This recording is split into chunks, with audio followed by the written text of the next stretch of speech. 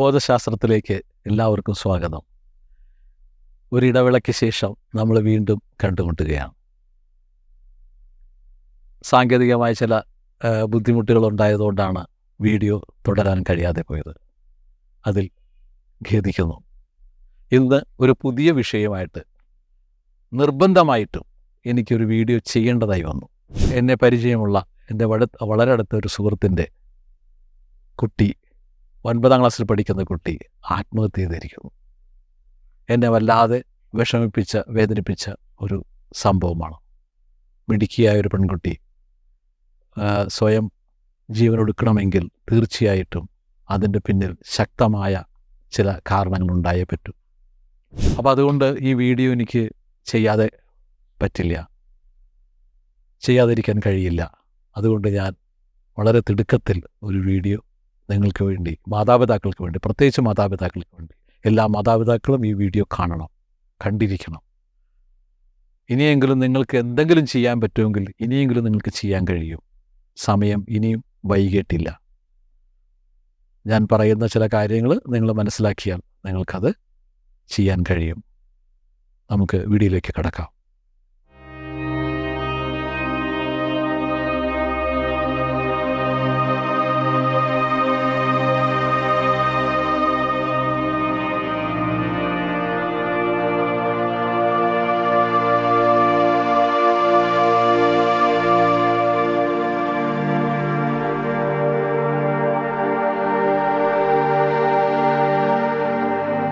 ഒരു 9ാം ക്ലാസ്സിൽ പഠിക്കുന്ന ഒരു കുട്ടി, 14 വയസ്സ് പ്രായമുള്ളൊരു കുട്ടി ആത്മഹത്യ ചെയ്യണമെങ്കിൽ തീർച്ചയായിട്ടും എന്താണ് ആത്മഹത്യ, എന്താണ് മരണം, എന്താണ് ജനനം എന്നൊക്കെ ആ കുട്ടി അറിഞ്ഞിട്ടുണ്ട്, മനസ്സിലാക്കിയിട്ടുണ്ട്. അല്ലെങ്കിൽ ആത്മഹത്യ ചെയ്യാൻ പറ്റില്ലല്ലോ. അപ്പോൾ ആ കുട്ടിയെ ആത്മഹത്യ ചെയ്യിപ്പിച്ച കാരണങ്ങളിലേക്ക് നമുക്ക് നോക്കാം.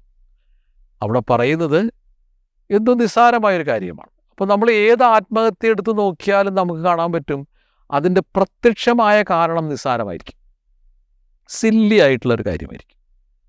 അതായത് ഫോൺ റീചാർജ് ചെയ്ത് കൊടുത്തില്ലെന്നോ, അല്ലെങ്കിൽ ഫോൺ നോക്കാൻ അനുവാദം കൊടുത്തില്ല, അങ്ങനെ എന്തെങ്കിലുമൊക്കെ ചെറിയ ചെറിയ കാരണങ്ങളാണ് അതിനകത്ത് പറയുന്നത്. നമുക്കറിയാം, ഈ ഒരു നിസ്സാര കാരണം കൊണ്ട് ഒരു കുട്ടിക്കെന്നല്ല ആർക്കും ആത്മഹത്യ ചെയ്യാൻ പറ്റില്ല. അപ്പോൾ പ്രശ്നം അവിടെയല്ല കിടക്കുന്നത്. ഇവിടെയാണ് നമ്മൾ മനസ്സിലാക്കേണ്ടത്, ഇവിടെയാണ് മാതാപിതാക്കൾ മനസ്സിലാക്കേണ്ട കാര്യം. പ്രത്യക്ഷത്തിൽ കാണുന്ന ഈ കാരണമല്ല ആ കുട്ടിയെ ആത്മഹത്യ ചെയ്യിപ്പിച്ചത്. പരോക്ഷത്തിൽ ഒരുപാട് കാരണങ്ങൾ ഉണ്ട്. അത് നമ്മൾ മനസ്സിലാക്കേണ്ടിയിരിക്കുന്നു. അത് മനസ്സിലാക്കാൻ മാതാപിതാക്കൾ പരാജയപ്പെട്ടിരിക്കുന്നു. അപ്പോൾ ഒരു 14 വയസ്സുള്ളൊരു കുട്ടി, പ്രായപൂർത്തിയാകാത്ത ഒരു കുട്ടി ആത്മഹത്യ ചെയ്യണമെങ്കിൽ തീർച്ചയായിട്ടും അതിൻ്റെ പൂർണ്ണ ഉത്തരവാദിത്തം ആ കുട്ടിയുടെ മാതാപിതാക്കൾക്കാണ്.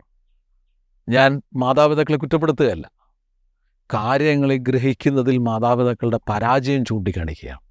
അല്ലാണ്ട് ഇവിടെ ആരും കുറ്റക്കാരല്ല. കാരണം എങ്ങനെയാണ് തങ്ങളുടെ കുട്ടികളെ വളർത്തേണ്ടതെന്ന് ഒരു മാതാവിനോ പിതാവിനോ അറിയില്ല എങ്കിൽ പിന്നെ നമ്മൾ പറഞ്ഞിട്ട് കാര്യമില്ലല്ലോ. അത് മനസ്സിലാക്കാതെ നിവൃത്തിയില്ല. അപ്പോൾ അവർക്കറിയാവുന്നത് പോലെയല്ലേ അവർ കുട്ടികളെ വളർത്തുകയുള്ളൂ. അതായത് ഒരു കുട്ടി വളർന്ന് വലുതാകാൻ തുടങ്ങുമ്പോൾ, ചെറിയ പ്രായത്തിൽ, ഇപ്പോൾ 2 വയസ്സ് അല്ലെങ്കിൽ ഒരു 3 വയസ്സ്, ഈ പ്രായം ഒക്കെ ആകുമ്പോൾ നമ്മളൊരു കാര്യം ശ്രദ്ധിച്ചിട്ടുണ്ട്. അതായത് കുട്ടികളിൽ ഒരു പൊതുവായ ചില സ്വഭാവങ്ങൾ നമുക്ക് കാണാൻ പറ്റും. അതെന്താ ഈ പൊതുവായൊരു സ്വഭാവം? അതിൽ ഏറ്റവും പ്രധാനപ്പെട്ടതായിട്ട് ഞാൻ ഒബ്സർവ് ചെയ്ത ഒരു സ്വഭാവം കുട്ടികളിലെ ഇതാണ്. അതായത് കുട്ടികളെല്ലാവരും തന്നെ അത്യാവശ്യം പിടിവാശിക്കാരായിരിക്കും, ദുശാഠ്യക്കാരായിരിക്കും. ഈ ദുശാഠ്യം സത്യത്തിൽ മനസ്സ് രൂപീകരിക്കുന്നതിന് മുമ്പുള്ള ഒരവസ്ഥയാണ്.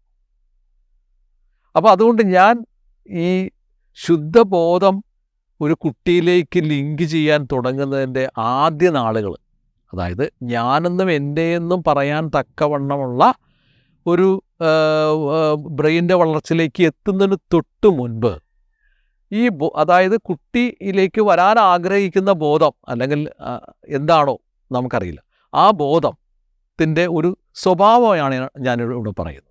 എന്താണ് അതിൻ്റെ ഏറ്റവും പ്രധാനപ്പെട്ട ഒരു സ്വഭാവമായി നമ്മൾ കാണുന്നത്. എല്ലാ കുട്ടികളിലും പൊതുവായി കാണുന്ന ഒരു വലിയ ഒരു നേച്ചറാണ് ദുശാഠ്യം. അതായത് താൻ വിചാരിച്ച കാര്യം തനിക്ക് നടത്തിക്കിട്ടണം. 2 മിഠായികൾ കൊടുത്തിട്ട് അതിലൊന്ന് ചുവപ്പും ഒന്ന് പച്ചയുമാണ്. അത് രണ്ടും ഒരേ കമ്പനി ഉണ്ടാക്കുന്നത്, ഒരേ സാധനം, ഒരേ ടേസ്റ്റ്, കളർ മാത്രം വ്യത്യാസമുണ്ട്. കുട്ടി ഒരിക്കലും അംഗീകരിക്കില്ല. നമ്മൾ എന്തെല്ലാം എക്സ്പ്ലെയിൻ ചെയ്താലും എനിക്ക് ചുവപ്പ് മിഠായി വേണമെന്ന് പറഞ്ഞാൽ എനിക്ക് ചുവപ്പ് മിഠായി തന്നെ കിട്ടണം, പച്ച വേണമെന്ന് പറഞ്ഞാൽ എനിക്ക് പച്ച തന്നെ കിട്ടണം. അതിനുവേണ്ടി ഈ കുട്ടി നിലത്ത് കിടന്നുരുളും, പ്രശ്നമുണ്ടാക്കും, കരയും, ബഹളം ഉണ്ടാക്കും. പലപ്പോഴും ഇത്തരം സന്ദർഭങ്ങളിൽ മാതാപിതാക്കൾ ഈ പ്രശ്നം സോൾവ് ചെയ്യണത് എങ്ങനെയാണെന്ന് ചോദിച്ചാൽ ആ കുട്ടിയുടെ ദുശാഠ്യം അനുവദിച്ചു കൊടുത്തിട്ടാണ്. അതിനുവേണ്ടി അച്ഛനും അമ്മയും ഏതറ്റം വരെ പോവുകയും ചെയ്യും, എന്ത് ത്യാഗവും സഹിക്കും. കുട്ടിയുടെ ആവശ്യം നിറവേറ്റുക എന്നുള്ളതാണ്, കുട്ടിയുടെ കരച്ചിൽ നിർത്തുക എന്നുള്ളതാണ്. എന്താ കാര്യം?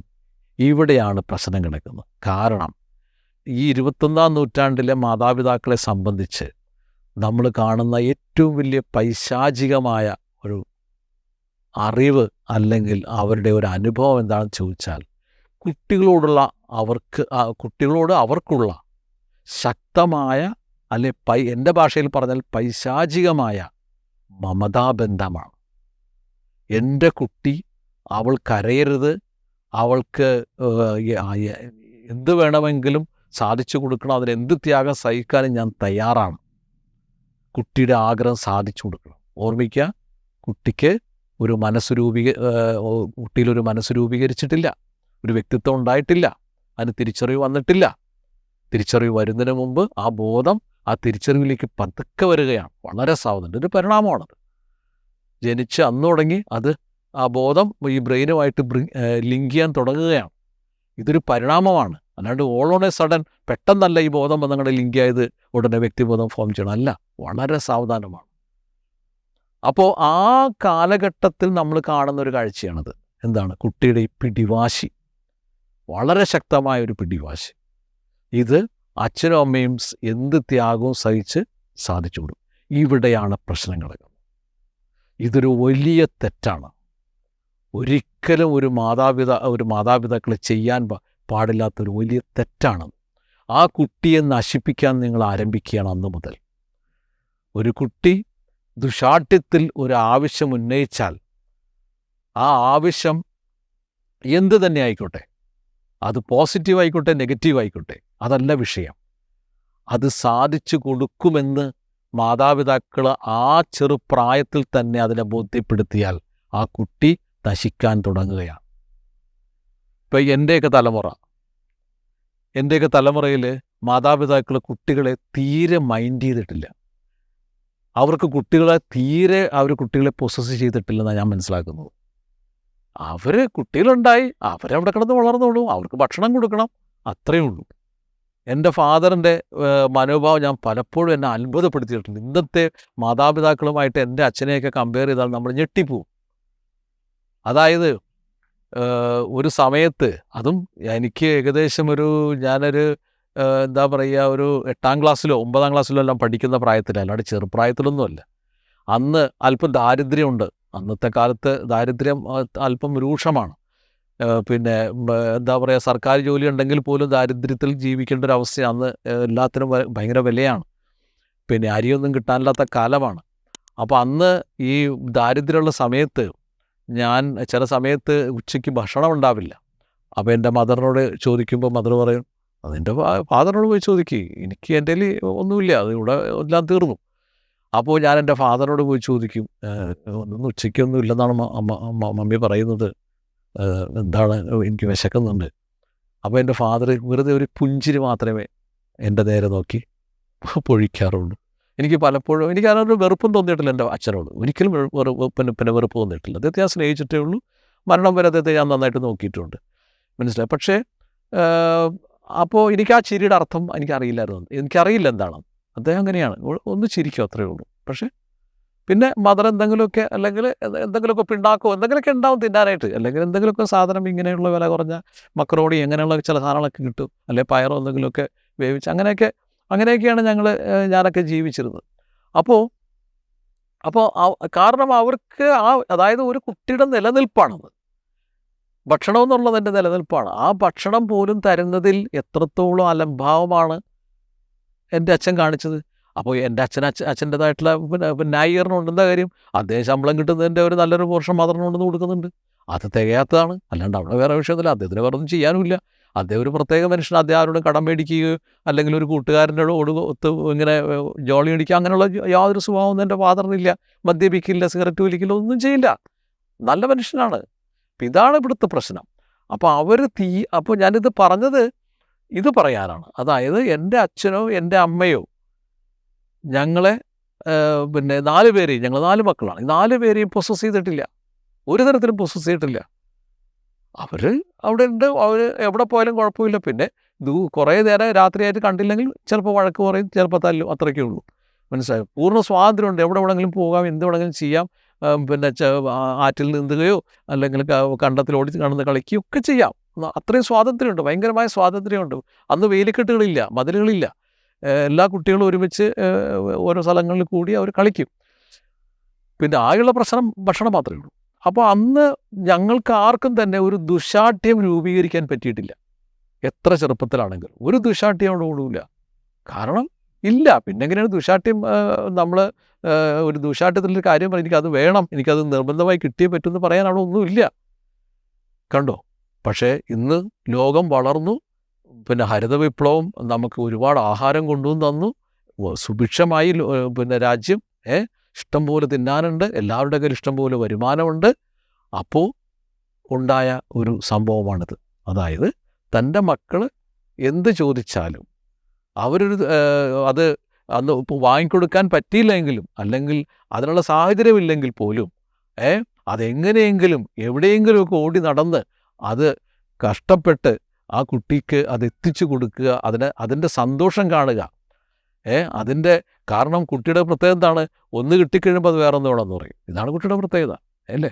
അതൊക്കെ ആ വളർന്നു വരുന്ന എന്താ പറയുക, താഴ്ന്ന ബോധത്തിൻ്റെ, അതായത് ബോധം രൂപീകരിച്ച് വരുന്നേ ഉള്ളൂ. മനസ്സിലായില്ല? ആ രൂപീകരിച്ച് വരുന്ന സമയത്തുണ്ടാകുന്ന യഥാർത്ഥത്തിലുള്ള ആ ശരീരത്തിൽ വെച്ചിരിക്കുന്ന ആ ജനറ്റിക് പാറ്റേൺ, ആ വികാരങ്ങളുടെ ജനറ്റിക് പാറ്റേണിൻ്റെ ഒരുതരം റീഡിങ് തന്നെയാണിതും, ഈ ദുശാഠ്യം. പക്ഷെ ദുശാഠ്യമാണ് കുട്ടികളിൽ നമ്മൾ ആദ്യം കാണുന്നൊരു സ്വഭാവം എന്ന് ഞാൻ പറഞ്ഞുള്ളൂ. പിന്നീടാണ് ബാക്കിയുള്ള കാര്യങ്ങളെല്ലാം കാണുന്നത്. അപ്പോൾ അന്ന് തുടങ്ങുന്നതാണ് ഈ പ്രശ്നം.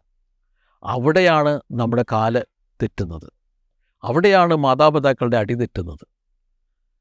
അത് ഒരു കുട്ടി എന്തു ആയിക്കോട്ടെ, ഒരു ദുശാഠ്യത്തോടെ ഞാൻ എൻ്റെ മക്കളിൽ പ്രയോഗിച്ച് വിജയിച്ചൊരു സംഭവം. അതുകൊണ്ട് എനിക്ക് ഇത്ര ആധികാരികമായിട്ട് പറയാൻ പറ്റുന്നത്.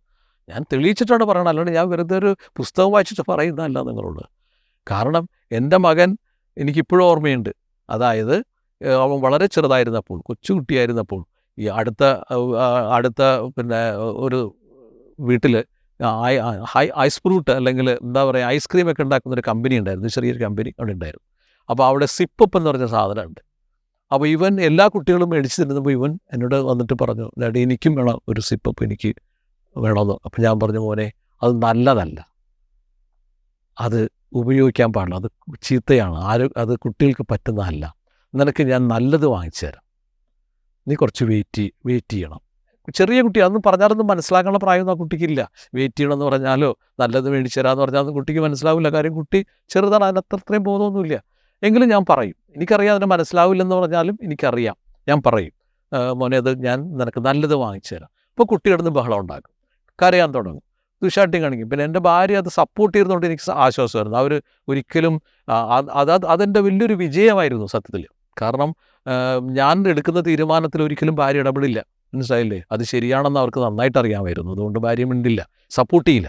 സാധാരണ അങ്ങനെയല്ല. എല്ലാ കുടുംബങ്ങളിലും അച്ഛൻ എന്തെങ്കിലും കാര്യങ്ങൾ ചെയ്താൽ അത് ഭാര്യ അതിനെതിർക്കും. ഭാര്യ എന്തെങ്കിലും കാര്യം ചെയ്താൽ ഉടനെ അച്ഛൻ അതിനെതിർക്കും. അപ്പോൾ കുട്ടി ജയിച്ചു. അപ്പോൾ മനസ്സിലായില്ലേ? ആരെങ്കിലും ഒരാൾ സപ്പോർട്ട് ചെയ്താൽ തീർന്നു, കുട്ടി ജയിച്ചത് തന്നെയാണ്, മറ്റയാൾ തോറ്റും പോകും. പക്ഷേ ആ കാര്യത്തിൽ എൻ്റെ ഭാര്യ മിടിക്കുകയായിരുന്നു. അവരെന്നെ സപ്പോർട്ട് ചെയ്തിരുന്നു, അവർ മിണ്ടൂല. ഞാൻ പറഞ്ഞ മോനെ അത് നിനക്ക് വാങ്ങിച്ചു തരാം, നല്ലത് വാങ്ങിച്ചു തരാം. കുട്ടി കിടന്ന് ഭയങ്കര ബഹളമാണെന്ന് ആദ്യം. ഓക്കെ, ഭയങ്കര കരച്ചിലാണ്. കാര്യം എല്ലാ കുട്ടികളും കഴിക്കുന്നത്, എനിക്ക് മാത്രമില്ല. ഭയങ്കര കരച്ചിലാണ്. ഈ കരച്ചിലൊന്നും കണ്ടിട്ട് ഞാൻ അനങ്ങില്ല, മിണ്ടില്ല. മനസ്സിലായില്ലേ? രണ്ടുപേരും മിണ്ടില്ല, ഭാര്യയും മിണ്ടില്ല, ഞങ്ങൾ രണ്ടുപേരും മിണ്ടില്ല. അവൻ അവിടെ കിടന്ന് ഉരുണ്ട് വരണ്ട് കുറച്ച് കഴിയുമ്പോൾ കരഞ്ഞ് പിടിച്ച് കരച്ചിൽ നിർത്തും, തനിയെ നിർത്തിക്കോളും. നമുക്കറിയാം, നമുക്കൊരു ഫീലിങ്ങും ഇല്ല, ഒരു വിഷമവും ഇല്ല. സാധാരണ കുട്ടി ഒന്ന് ഏങ്ങലടിച്ചാൽ അമ്മയ്ക്ക് പിന്നെ നെഞ്ചത്തിരിച്ച അമ്മ കരയാൻ തുടങ്ങും. ഇന്നത്തെ അമ്മമാർ കുട്ടി ചത്തു പോകുമോ, ശ്വാസം കിട്ടാതെ പോകുമോ, ഉടനെ ഹോസ്പിറ്റലിലേക്കാണ് പിന്നെ കൊണ്ടുപോകാൻ പോകണം. ഇതൊക്കെയാണ് പ്രശ്നം. അല്ലെങ്കിൽ വലിയ വരും, അല്ലെങ്കിൽ ശ്വാസം വിട്ടിട്ട് വരും. ഇതൊക്കെ കുട്ടികൾ കാണിക്കും. കുട്ടികൾ കാണിക്കാത്ത നമ്പറുകൾ വേറെ ഒന്നുമില്ല. കുട്ടികൾ ഒരുപാട് നമ്പറുകൾ കാണിക്കും, മനസ്സിലായില്ലേ? ഇതൊന്നും കണ്ട് ഭയപ്പെട്ടാൽ നിങ്ങൾ ആ കുട്ടിയെ നശിപ്പിച്ചു, ആ കുട്ടി നശിക്കുന്നു. ഇത്രയുള്ള കാര്യം. ഇവിടെ ഒരു വളരെ പ്രധാനപ്പെട്ട ഒരു കാര്യമാണ് എനിക്ക് നിങ്ങളോട് പറയാനുള്ളത്, പങ്കുവയ്ക്കാനുള്ളത്. അതായത് ഞാൻ എന്താ എൻ്റെ ആ കുട്ടിയോട് പറഞ്ഞത്, മോനെ ഞാൻ നിനക്കത് വാങ്ങിച്ചു തരാം. അതെപ്പോൾ വാങ്ങിച്ചു തരാം അത് ഞാൻ പറഞ്ഞു കൊടുക്കും. എപ്പോഴാണ് ഞാൻ വാങ്ങിച്ചു തരുന്നത്? അത് നമുക്ക് ഞങ്ങളെല്ലാ ഞായറാഴ്ചകളിൽ ഞങ്ങൾ ആ പാർക്കിൽ പോകാറുണ്ട്, കുട്ടികളെ ബീച്ചിൽ കൊണ്ടുപോകാറുണ്ട്. അപ്പോൾ അങ്ങനെ കൊണ്ടുപോകുമ്പോൾ ഞാൻ പറഞ്ഞു, മോനെ നമുക്ക് പാർക്കിൽ പോകുമ്പോൾ ഞാൻ നിനക്ക് വാങ്ങിച്ചു തരാം. അത്രയേ ഉള്ളൂ കാര്യം. ഇത് സംഭവം കഴിഞ്ഞ് കുട്ടി പിന്നെയും കിടന്ന് നിലവിളിച്ചു, കരഞ്ഞു, പിടിച്ച്, അതെല്ലാം അവസാനിച്ചു, തീർന്നു. പക്ഷേ കുട്ടി ഈ സംഗതി മറന്നുപോകും. കാര്യം കുട്ടിക്ക് അത്രയല്ലേ പ്രായമുള്ളൂ, അതിനെ ഓർമ്മിച്ചെറുത്താനുള്ള കഴിവൊന്നുമില്ല. അച്ഛൻ പറഞ്ഞ വാഗ്ദാനം ഉണ്ടെന്നോ അതൊന്നും കുട്ടിക്ക് ഓർമ്മയുണ്ടാവില്ല. കുട്ടിയെല്ലാം മറന്നുപോകും. കുട്ടി പിന്നെ എന്തെങ്കിലും കളിപ്പാട്ടം കിട്ടിയാൽ അതിൻ്റെ പിന്നെ അത് വയ്ക്കോളും, എൻ്റെ പ്രശ്നം തീർന്നു. പക്ഷേ ഞാൻ മറക്കില്ല. ഇവിടെയാണ് മാതാപിതാക്കളുടെ ഒന്നാമത്തെ പരാജയം. ഇവിടെയാണ് ഫസ്റ്റ് പരാജയം. ഇതാണ് എന്താണ്? കുട്ടികൾക്ക് കൊടുക്കുന്ന വാഗ്ദാനങ്ങൾ മാതാപിതാക്കൾ ബോധപൂർവമോ അല്ലാതെയോ മറന്നുകളയും. കാരണം അവർക്ക് വേറെ ഒരുപാട് പ്രശ്നങ്ങളുണ്ട്, ഒരുപാട് കാര്യങ്ങൾ നോക്കാനുണ്ട്. ഇതൊന്നും ശ്രദ്ധിക്കാനുള്ള കാര്യമില്ല. എന്നാൽ എനിക്ക് ഒരുപാട് തിരക്കുള്ള ഒരാളായിരുന്നു ഞാനെന്ന്, ഒരുപാട് ജോലികളിൽ ഏർപ്പെടുന്ന ആളാണ്. പക്ഷേ ഞാൻ ഇത് മറക്കില്ല. കാരണം ഇത് വളരെ ഇമ്പോർട്ടൻ്റ് ആണ്. കാരണം ഞാൻ അത്തരം ഒരു ജീവിതത്തിലൂടെ കടന്നു വന്നവനാണ്, എനിക്കറിയാതെ. പിറ്റേ ഞായറാഴ്ച ബീച്ചിൽ പോകുമ്പോൾ ഞാൻ ആദ്യം ചെയ്യുന്ന കാര്യം ഇതായിരിക്കും. അതായത് കുട്ടിയെ നേരെ ഒരു ഐസ്ക്രീം പാർലറിൽ കൊണ്ടുപോയിട്ട് ഏറ്റവും നല്ലത് അവന് വാങ്ങിച്ചു കൊടുക്കും. എന്നിട്ട് ഞാൻ പറയും, നിന്നോട് ഞാൻ അന്ന് പറഞ്ഞില്ലേ. കൊച്ചിനതൊന്നും ഓർമ്മിക്കാനുള്ള കഴിവൊന്നുമില്ല, കൊച്ചിനത് കേൾക്കേണ്ട ആവശ്യവുമില്ല. പക്ഷേ എങ്കിലും ഞാനത് ബോധപൂർവം പറയും. നിന്നോട് ഞാനന്ന് പറഞ്ഞില്ലേ മോനെ, നീ സിപ്പപ്പ് ചോദിച്ചപ്പോൾ ഞാൻ ഇത് മേടിച്ചു തരാമെന്ന്, അതാണിത്. അങ്ങനെ ബോധ്യപ്പെടുത്തണം, ബോധപൂർവം ബോധ്യപ്പെടുത്തണം, അല്ലാണ്ട് വെറുതെ വാങ്ങിച്ചു കൊടുക്കരുത്. ഇവിടെയാണ് പ്രശ്നം കിടക്കുന്നത്. ഇതൊന്നും മാതാപിതാക്കൾ ശ്രദ്ധിക്കാത്ത കാര്യങ്ങളാണ്. അവർക്ക് വേറെ അവർക്ക് മക്കളെ പൊസസ് ചെയ്താൽ മാത്രം മതി. എൻ്റെ മകൻ, എൻ്റെ മകൾ, എൻ്റെ മകൻ, എൻ്റെ മകൾ എന്നും പറഞ്ഞ് വികാരങ്ങളിൽ കെട്ടിപ്പിടിക്കാനാണ് അവർ നോക്കുന്നത്. ഏറ്റവും വലിയ പൈശാചികത അതല്ല വേണ്ടത്. ആ സ്നേഹം അവിടെ ഉള്ളിലിരുന്നോട്ടെ, ഒരു കുഴപ്പമില്ല. നിങ്ങളത് പ്രകടിപ്പിക്കേണ്ട ആവശ്യമില്ല. മനസ്സിലായി? കെട്ടിപ്പിടിച്ച് ഉമ്മ വെച്ചും പ്രകടിപ്പിക്കാനുള്ളതല്ലത്. അതവിടെ ഇരുന്നോട്ടെ. അത് ആ കുട്ടിയുടെ ഭാവിക്ക് വേണ്ടിയുള്ള കരുതലാണ് ആ വികാരം, ആ സ്നേഹം. മനസ്സിലായില്ലേ? ആ കുട്ടി നല്ലതായി വളർന്നു വരാനുള്ളതാണ് ആ സ്നേഹം. അല്ലാണ്ട് കുട്ടിയെ ഉമ്മ വെച്ചിട്ടല്ല ആ സ്നേഹം അവിടെ പ്രകടിപ്പിച്ച് ആ കുട്ടിയെ വഷളാക്കേണ്ടത്.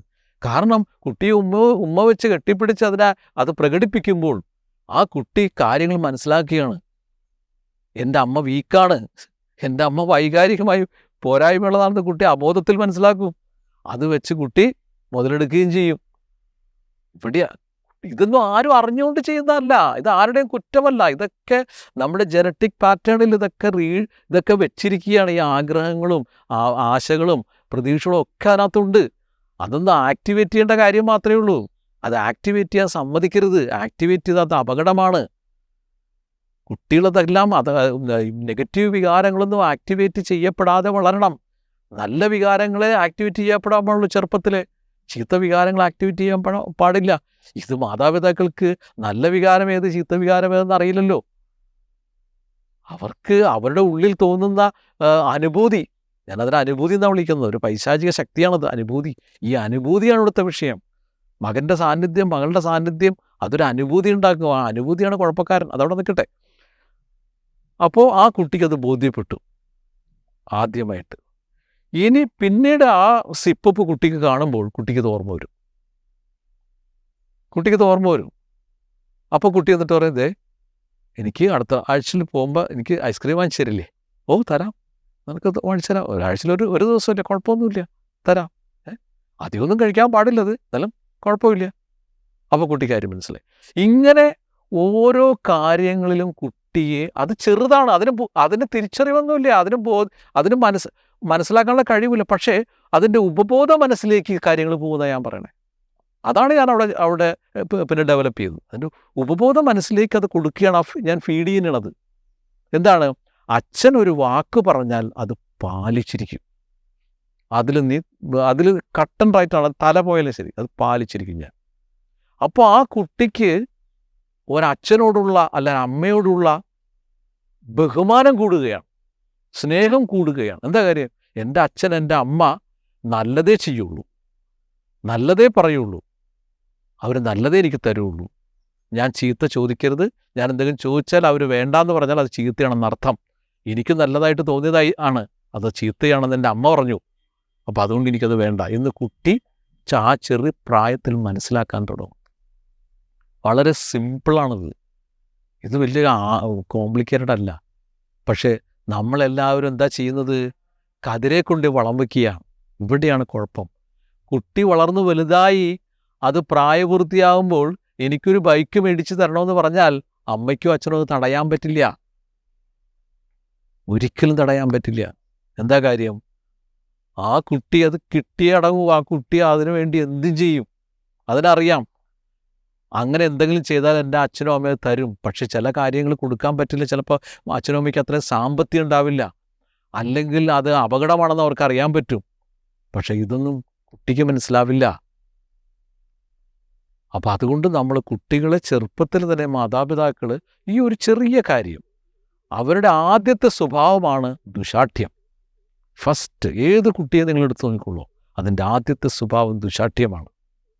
എന്തും ദുശാഠ്യത്തിൽ കരഞ്ഞു നേടാമെന്നുള്ള കുട്ടിയുടെ അറിവ്, അത് ബോധത്തിൻ്റെ തന്നെ അറിവാണത്. അതായത് മനസ്സായി രൂപം പ്രാപിക്കാൻ പരിണമിക്കുന്ന മനസ്സിൻ്റെ ആദ്യത്തെ സ്വഭാവവും മനോഭാവമാണത് ഈ ദുശാഠ്യം. ഒരിക്കലും അനുവദിച്ചു കൊടുക്കരുത്. ഒരു ചെറിയ ദുശാഠ്യം പോലും അനുവദിച്ചു കൊടുക്കരുത്. ആ കുട്ടി ഒരു 6, 7, 8, 10 വയസ്സൊക്കെ കഴിഞ്ഞാൽ പിന്നെ നിങ്ങൾക്കത് മാറ്റാനാവില്ല. നിങ്ങൾ ഏത് സൈക്കാട്രിസ്റ്റിൻ്റെ അടുത്ത് കൊണ്ടായാലും ശരി, നിങ്ങൾ ഏത് സൈക്കോളജിസ്റ്റിൻ്റെ അടുത്ത് കൊണ്ടായാലും ശരി, നിങ്ങൾ എന്ത് ചെയ്താലും ശരി, എന്ത് കൗൺസിലിംഗ് കൊടുത്താലും ശരി, നിങ്ങൾക്ക് പിന്നീട് അത് മാറ്റാൻ പറ്റില്ല. അതാണ് ബോധം. ബോധത്തിൻ്റെ കഴിവതാണ്, മനസ്സിൻ്റെ പ്രത്യേകത അതാണ്.